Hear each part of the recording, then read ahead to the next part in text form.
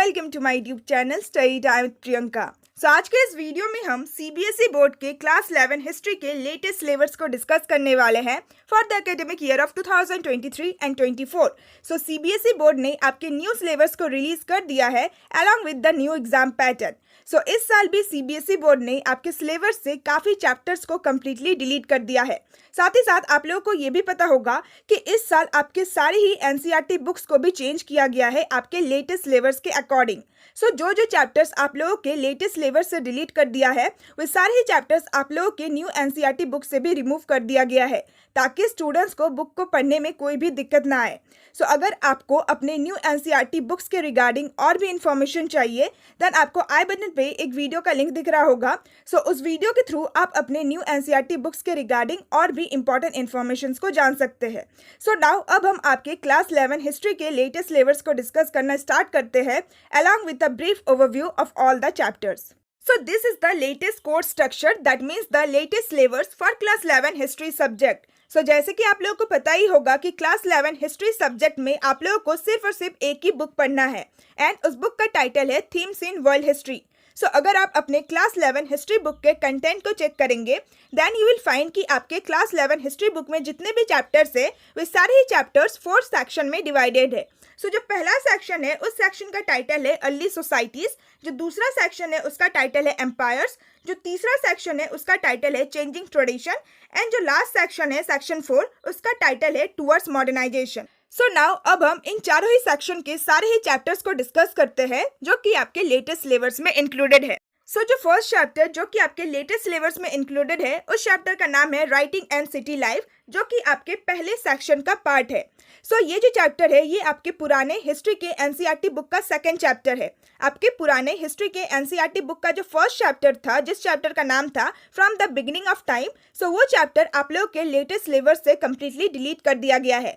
पुराने हिस्ट्री के बुक के अकॉर्डिंग आपको डायरेक्टली अपना चैप्टर नंबर 2 पढ़ना है जिस चैप्टर का नाम है राइटिंग एंड सिटी लाइफ।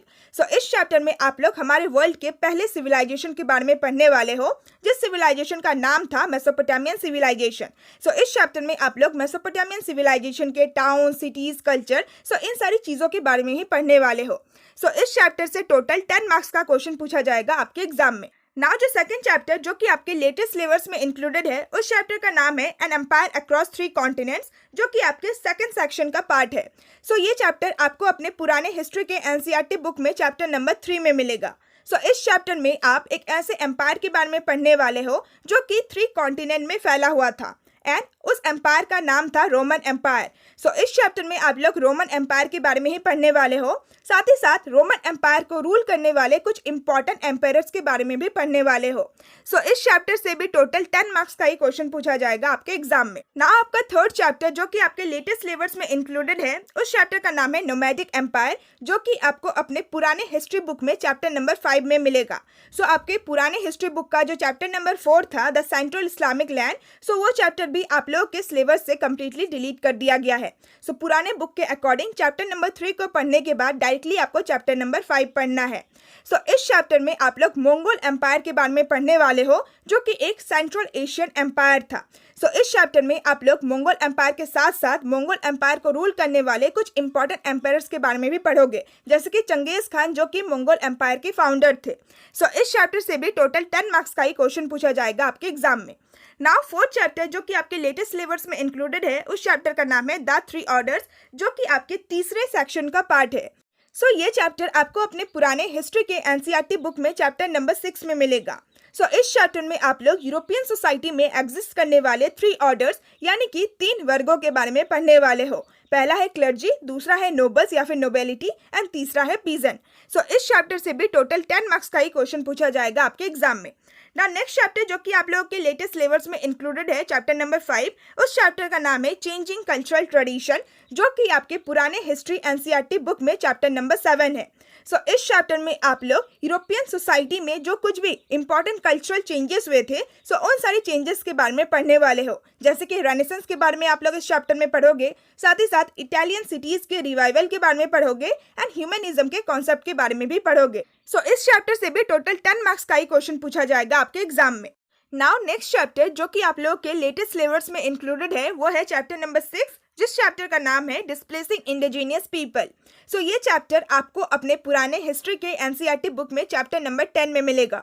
सो आपके पुराने हिस्ट्री के एनसीईआरटी बुक का जो चैप्टर नंबर 8 है, जिस चैप्टर का नाम था कन्फ्रंटेशन ऑफ कल्चर, एंड जो चैप्टर नंबर 9 है, जिस चैप्टर का नाम था द इंडस्ट्रियल रेवोल्यूशन, सो ये दोनों ही चैप्टर आप लोगों के लेटेस्ट सिलेबस से कंप्लीटली डिलीट कर दिया गया है। सो आप लोगों को डायरेक्टली चैप्टर नंबर 7 के बाद चैप्टर नंबर 10 पढ़ना है अपने पुराने बुक के अकॉर्डिंग। वेयरएज जिनके पास न्यू बुक है, सो न्यू बुक में ये चैप्टर नंबर 6 ही है। सो इस चैप्टर में आप लोग अमेरिका एंड एंटार्क्टिका में रहने वाले इंडिजीनियस पीपल यानी कि मूल निवासियों के बारे में पढ़ने वाले हो। साथ ही साथ आप लोग इस चैप्टर में ये भी पढ़ोगे कि इन दोनों कंटिनेंट में रहने वाले मूल निवासियों को किस तरीके से यूरोपियन पीपल उन्हीं के लैंड से डिस्प्लेस कर देते हैं यानी कि हटा देते हैं। सो इस चैप्टर से भी टोटल 10 मार्क्स का ही क्वेश्चन पूछा जाएगा आपके एग्जाम में। नाउ लास्ट चैप्टर जो कि आप लोगों के लेटेस्ट सिलेबस में इंक्लूडेड है, उस चैप्टर का नाम है पाथ टू मॉडर्नाइजेशन। सो ये चैप्टर आपको अपने पुराने हिस्ट्री के एनसीईआरटी बुक में चैप्टर नंबर 11 में मिलेगा। सो इस चैप्टर में आप लोग Japan, China, Taiwan and Korea की स्टोरी के बारे में पढ़ने वाले हो कि कैसे ये चारों ही कंट्रीज अपने आप को मॉडर्नाइज करते हैं। सो इस चैप्टर से टोटल 15 मार्क्स का क्वेश्चन पूछा जाएगा आपके एग्जाम में। सो अगर आप सारे ही चैप्टर्स के मार्क्स को ऐड करेंगे देन टोटल 75 मार्क्स बन जाते हैं, एंड बाकी का जो 5 मार्क्स है वो आपको अपने मैप वर्क से मिलेगा। सो टोटल हिस्ट्री में 80 मार्क्स बन जाता है। सो 80 मार्क्स का आप लोग को रिटन एग्जाम देना है, एंड बाकी का जो 20 मार्क्स है वो आपको अपने प्रोजेक्ट वर्क से मिलेगा। सो टोटल हिस्ट्री में 100 मार्क्स बन जाते हैं। सो विद दिस हमने आपके क्लास 11 हिस्ट्री के लेटेस्ट सिलेबस को डिस्कस कर लिया। सो आपके क्लास 11 हिस्ट्री के लेटेस्ट सिलेबस में सिर्फ और सिर्फ 7 चैप्टर्स ही इंक्लूडेड है। सो आपके पुराने हिस्ट्री बुक के अकॉर्डिंग टोटल आप लोग के 11 चैप्टर्स थे। सो 11 चैप्टर्स में से 4 चैप्टर्स को कंप्लीटली डिलीट कर दिया गया है। चैप्टर नंबर 1 जिस चैप्टर का नाम था from the beginning of time, chapter number 4 जिस चैप्टर का नाम था the central Islamic land, chapter number 8 जिस चैप्टर का नाम था confrontation of cultures, and chapter number 9 जिस चैप्टर का नाम था द इंडस्ट्रियल रेवोल्यूशन।